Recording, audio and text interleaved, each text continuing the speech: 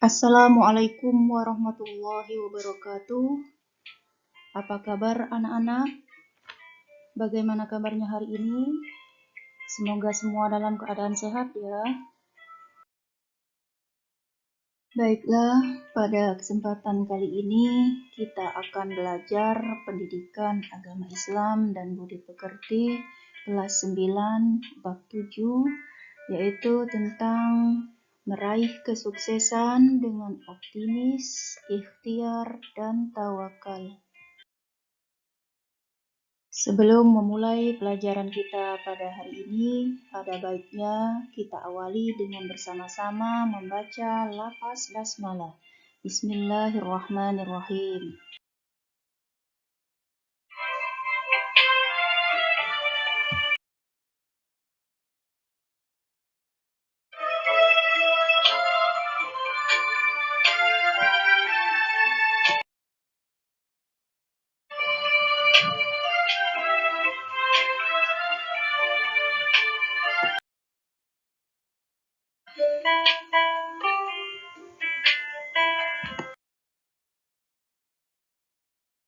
Optimis, ikhtiar, dan tawakal merupakan akhlak terpuji yang harus dimiliki setiap mukmin. Ketiganya menjadi kunci meraih kesuksesan hidup. Sekarang kita akan membahas bagian A, yaitu optimis. Pertama, pengertian optimis. Optimis adalah sifat orang yang memiliki harapan positif dalam menghadapi segala hal atau persoalan. Kebalikan dari sifat optimis adalah pesimis. Sifat pesimis adalah sifat seseorang yang selalu berpandangan negatif dalam menghadapi segala persoalan. Sebagai seorang muslim, hendaknya selalu memiliki sifat optimis. Karena sifat optimis dapat memicu seseorang menjadi lebih bersemangat dalam menyelesaikan pekerjaan dan memberi kekuatan dalam menghadapi suatu masalah. Namun, sekarang yang kedua, dalil nakli tentang optimis. Firman Allah Subhanahu wa Ta'ala dalam Al-Quran Surat Az-Zumar ayat 53. Bismillahirrahmanirrahim. Qul ya ibadiyalladzina asrafu ala anfusihim la taqnatu min rahmatillah. Innallaha yaghfirudz dzunuba jami'a. Innahu huwal ghafurur rahim.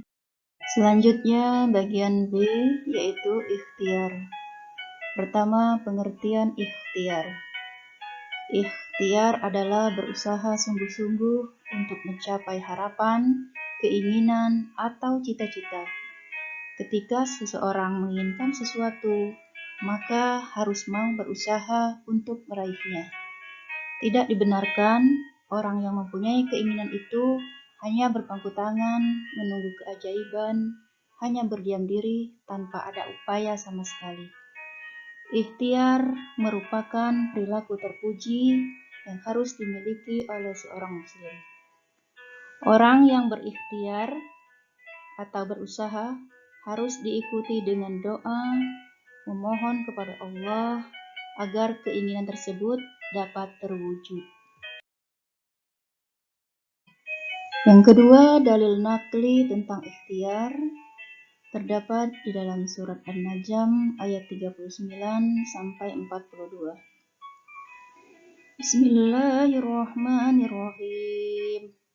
Wa allaysa lil insani illa ma sa'a wa anna sa'yahu sawfa yura thumma yujzahul jazaa'al awfa wa anna ila rabbikal muntaha.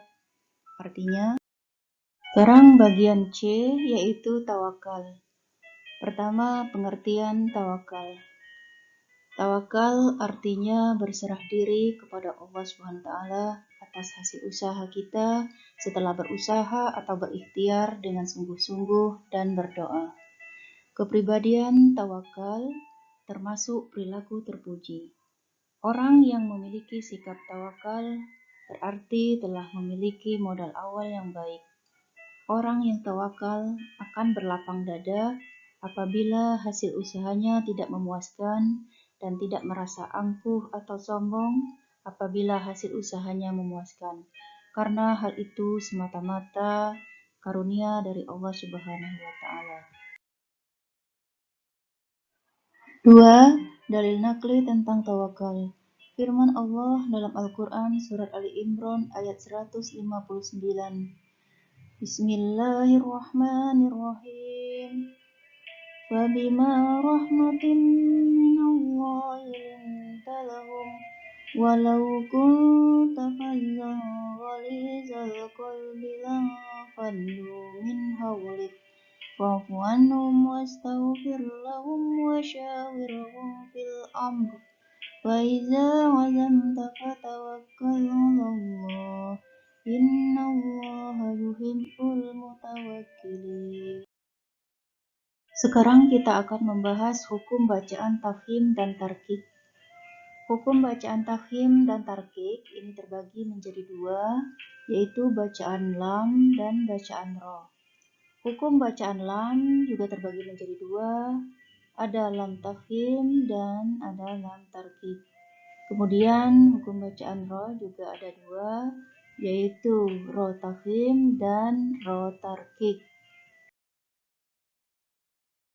Pertama, kita akan membahas hukum bacaan lam. Hukum bacaan lam pada lafzul jalalah. Huruf lam pada lafaz Allah tersebut disebut lam jalalah. Lam jalalah terbagi menjadi dua, yaitu lam jalalah yang dibaca tafhim atau tebal dan lam jalalah yang dibaca tarkik atau tipis. Lam jalalah yang dibaca tafhim atau tebal, cirinya apabila lafaz Allah didahului harakat fathah atau dhamma. Contohnya, fazadahumullah, zahaballah. Sedangkan lam jalalah dibaca tarkik atau tipis apabila lafaz Allah didahului harakat kasroh. Contohnya, mir rizqillah, billah. Sekarang yang kedua, hukum bacaan roh. Hukum bacaan roh juga terbagi menjadi dua, yaitu roh tafhim atau tebal dan roh tarkik atau tipis. Huruf roh dibaca tafhim atau tebal apabila a. Roh berharakat fathah atau fathatain. Contohnya, amron fa innama wa il faraqona. B. Roh berharakat dhamma atau dhammatain. Contohnya, fahuwa syarrun kullama ruziku. C. Roh sukun didahului huruf berharakat fathah. Contohnya, yakadul barq. D. Roh sukun didahului huruf berharakat dhamma. Contohnya, mursalin. Sekarang bagian yang kedua, huruf roh dibaca tarkik atau tipis, cirinya apabila a. Roh berharakat kasroh atau kasrotain. Contohnya, angkar wal fajr. B. Roh berharakat yang didahului oleh ya sukun. Contohnya, lakabiroh.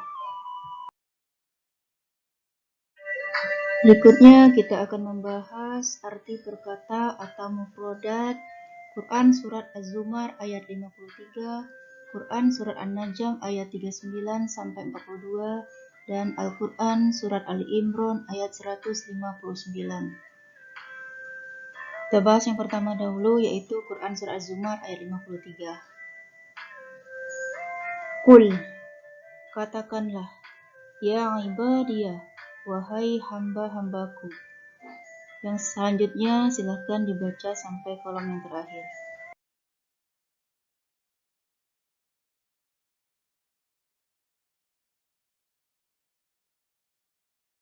Selanjutnya kita akan membahas arti perkata atau mufradan Quran Surat An-Najm ayat 39 sampai 42. wa an, dan bahwa laisa, tidak, lil insani, bagi manusia. Seterusnya silahkan dilihat sampai kolom yang terakhir.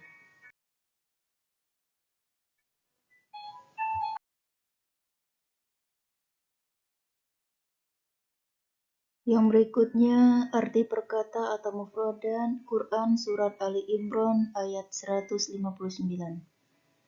Fabima, maka dengan, rahmat, min, dari. Seterusnya silahkan dilihat sampai kolom yang terakhir.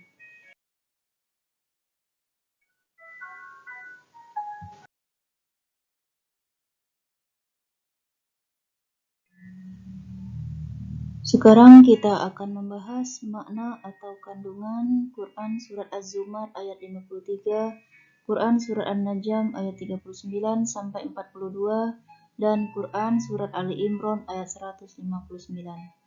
Kita mulai dari yang pertama, makna atau kandungan Quran Surat Az-Zumar ayat 53. Di dalam ayat ini, Allah Subhanahu wa Ta'ala menyeru hamba-hambanya yang melampaui batas agar tidak berputus asa dari rahmat Allah. Perbuatan yang melampaui batas artinya adalah perbuatan dosa, perbuatan yang melanggar hukum-hukum Allah. Hukum dan ketentuan Allah sudah tertulis di dalam Al-Quran dan hadis. Jadi, setiap perbuatan yang bertentangan dengan Al-Quran dan hadis adalah perbuatan melampaui batas atau perbuatan dosa. Dosa kecil ataupun dosa besar yang pernah dilakukan seseorang harus segera minta ampunan atau maghfirah kepada Allah. Allah memiliki sifat Maha Pengampun dan Maha Penyayang. Yang berikutnya makna atau kandungan Quran Surah An-Najm ayat 39 sampai 42. Melalui ayat ini, Allah berjanji akan memberikan balasan sempurna kepada orang yang mau berusaha keras. Setiap usaha atau ikhtiar untuk memenuhi kebutuhan hidup hendaknya diawali dengan niat karena Allah. Untuk meraih surga, seorang hamba perlu ikhtiar sekuat tenaga. Di antaranya, melaksanakan perintah Allah dan menjauhi larangannya. Jika ingin meraih cita-cita, maka harus berikhtiar sekuat tenaga dan berdoa kepada Allah. Segala usaha kalian dalam meraih cita-cita akan bernilai ibadah jika niatnya lurus karena Allah. Dengan ikhtiar sekuat tenaga dan niat yang benar, serta berdoa kepada Allah, maka kesuksesan hidup akan mudah dicapai. Yang berikutnya makna atau kandungan Quran Surah Ali Imran ayat 159. Ayat ini mengandung pesan-pesan mulia bagi umat Nabi Muhammad. Melalui ayat ini, Allah menyatakan bahwa Rasulullah memiliki kepribadian yang lemah lembut, santun, dan berbudi pekerti luhur. Akhlak mulia Rasulullah tersebut merupakan rahmat dari Allah. Rahmat Allah merupakan karunia sangat berharga bagi kehidupan seorang manusia. Rasulullah tidak bersikap keras dan tidak berhati kasar kepada orang-orang di sekelilingnya. Jika Nabi bersikap keras dan berhati kasar, tentu orang-orang di sekeliling Nabi akan menjauhkan diri. Pada dasarnya, setiap orang ingin diperlakukan lemah lembut dan dihargai pendapatnya. Sikap keras dan kasar kepada orang lain hanya akan menyemai permusuhan. Padahal, Islam mengajarkan kasih sayang kepada sesama. Semoga video pembelajaran ini bermanfaat bagi kita semua. Wassalamualaikum warahmatullahi wabarakatuh.